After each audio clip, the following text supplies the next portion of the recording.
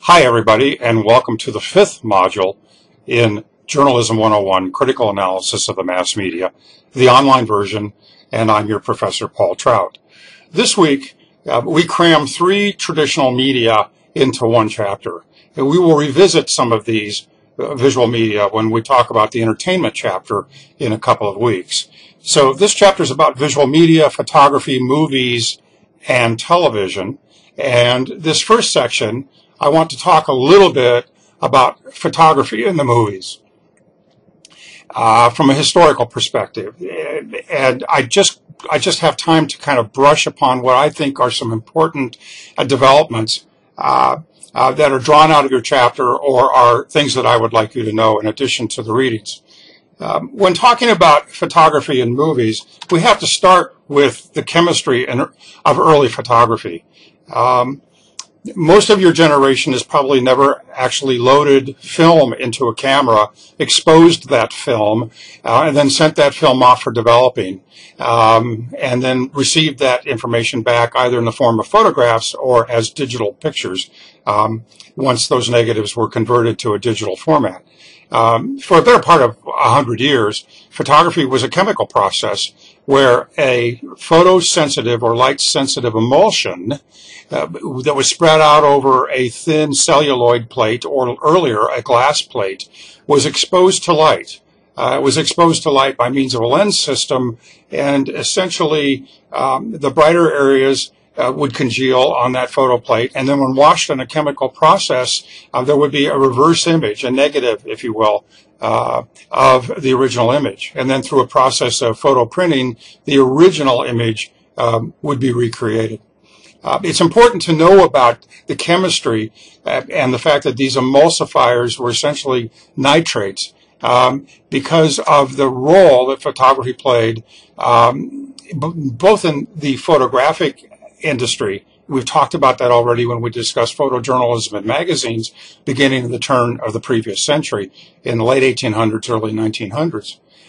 But also you should understand that when there are global conflicts like wars, that can often impact media development. And we've seen that, of course, with radio. When we talked about the radio chapter, and you read about things like the Edwin Armstrong developments in FM radio being seized by the U.S. Army in the Second World War because it was a superior system of communications. Well, World War I also affected the photographic industry and the movie business. The things that are used in photographic sensitive emulsions for glass plates or for celluloid exposure, celluloid-based exposure, are the same things that go into the making of explosives. And America hasn't always been a leading filmmaking industry. In fact, in the early part of the 20th century, France, for example, Italy, Germany, were also developing those industries and were quite successful. But because those countries became involved in a massive conflict in World War I, all the resources like nitrites had to go on into the making of bombs and explosives. And so this opened the door for the United States filmmakers to essentially expand the industry. And so in an ironic way, World War I helped essentially grow the American film business. You'll also read in this chapter about digital photography and the advances that are made there. And of course, all of you are holding in your pockets or probably your hands right now, some of you are watching this lecture, on smartphones that also have photographic technology. So that you can take pictures, you can upload those pictures, and you can post updates to your Facebook, your other social media websites. The technology has come so far in terms of digital photography that it's really taken a lot of the fun out of, a lot of the guesswork out of early photographic manipulation. The first course I ever TA'd as a graduate student working on my master's degrees in the 1970s was to assist a professor in teaching a black and white photography course, which included a lot of darkroom techniques as well. And there's a lot of physical manipulation of film, loading it into canisters, shooting the film with a camera where you're having to manipulate aperture and shutter speed. taking that film in a dark room out of the camera canister, putting it into a chemical tank, developing the negative, drying the negative, and then utilizing exposure technologies to actually create prints and photos. Very, very involved process. I just want you to be aware that that still exists, and that even the more high-end digital cameras that you buy today can be overridden in terms of the smart brains and computers, chips that are in those computers, and be manipulated in traditional ways to interesting effect. Of course, as chemical photography came along and developed, people began to get the idea about, hey, can we take pictures at faster and faster rates? Can we project pictures at faster and faster rates? And what would that look like? And so you're going to be reading about people like Edison and Eastman and others who developed early movie camera technologies, and correspondingly, after chemical processing and cutting and editing of film, the ability to project those images.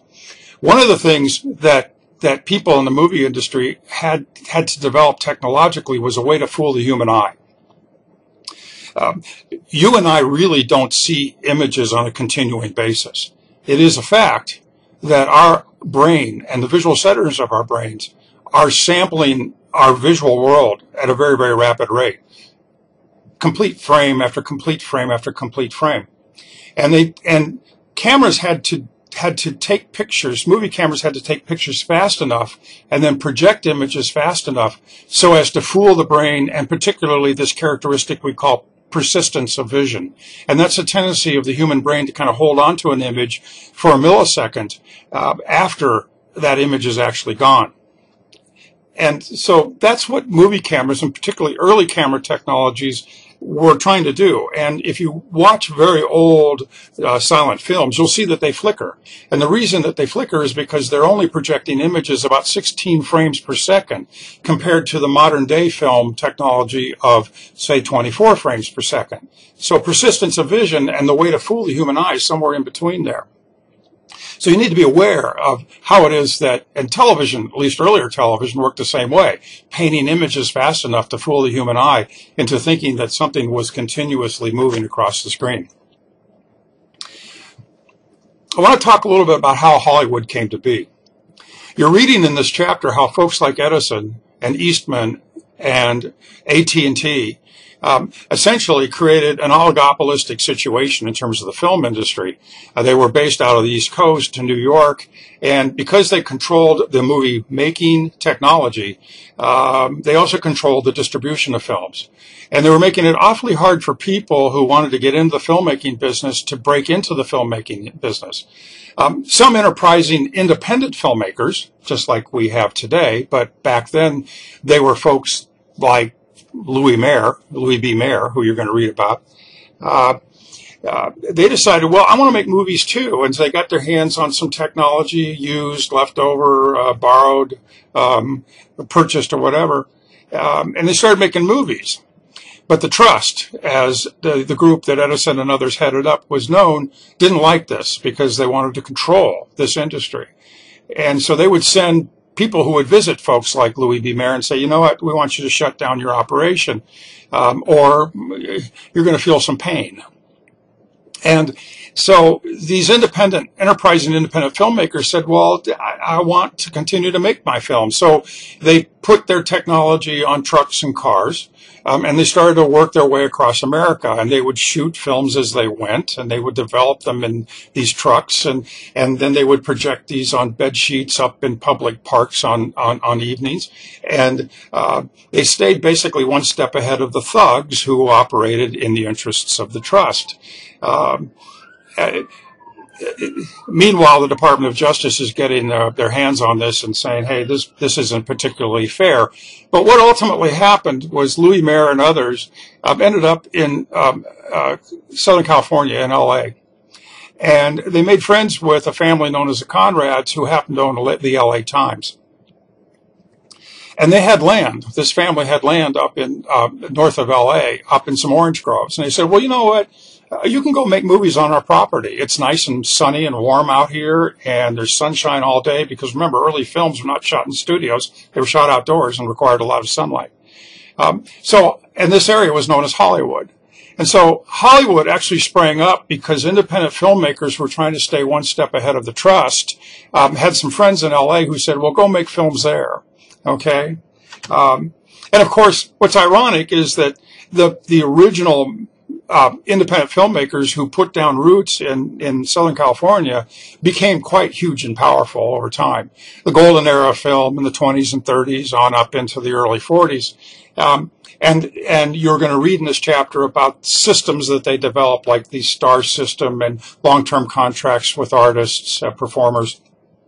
You'll also read about how they began to not only make films and distribute films, but they were also owning and controlling movie houses across America. And this is known as vertical integration.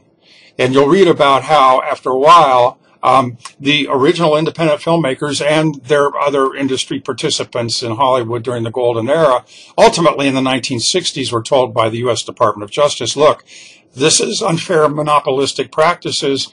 It's unfair to competition. You have to give up something. And so they were ultimately required to give up the ownership of movie houses.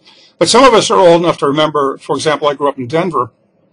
We had a Paramount theater in downtown Denver, and it was owned by Paramount Pictures in Hollywood.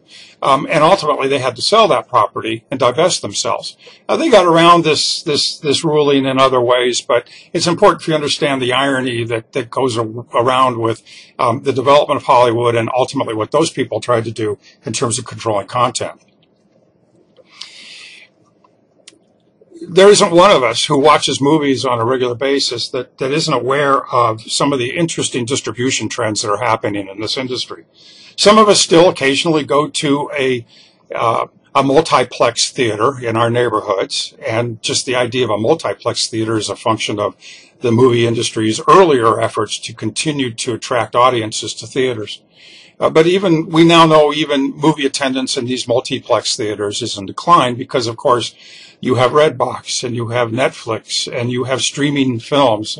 There are a range now of distribution models that are, of course, available to filmmakers in terms of how to release films. And this is becoming quite an exacting science in terms of the marketing and timing and the release of films, in terms of trying to judge when and where to release your films in order to maximize profit. Movie industry, as you're going to read in this chapter, is an environment of incredibly high cost, high risk, and high reward. The major motion picture studios in the 1940s were cranking out 200 films a year. Now they're lucky to crank out 15, okay? Which means that more and more of those films have to be blockbusters. They have to pay for themselves and then some in order to keep shareholders, folks like you and me, happy who are investing in these corporations. This is a high-risk business, but we've all experienced situations where films are very successful and take off and do quite well, and the rewards are tremendous. We're also seeing changes in the industry like major stars in today's films also being producers and bankrolling these films and creating new and interesting contractual agreements in terms of how they'll get paid for their artistic effort. I just discussed ways of multiple means of watching films.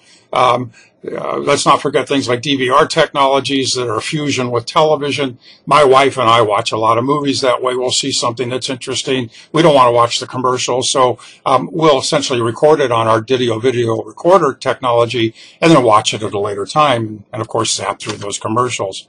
We've also mentioned here that in terms of revenue generation, that the movie industry is trying to stay on top of and explore multiple revenue streams because the old ways of paying for movies by ticket sales are kind of fallen by the wayside. I just read recently that 20% of the 20% of people who find movies online and illegally download them and copy them are finding those through tools like Google online. And so there's, with the internet and the fusion of the internet with things like the movie industry and the ability to download or upload digital copies of films from discs or other sources illegally, that there are increasing problems with piracy. We also know this is the case in terms of countries like China that are walking all over copyright laws, particularly for things like games and American films. That's the end of part one of this two-part video.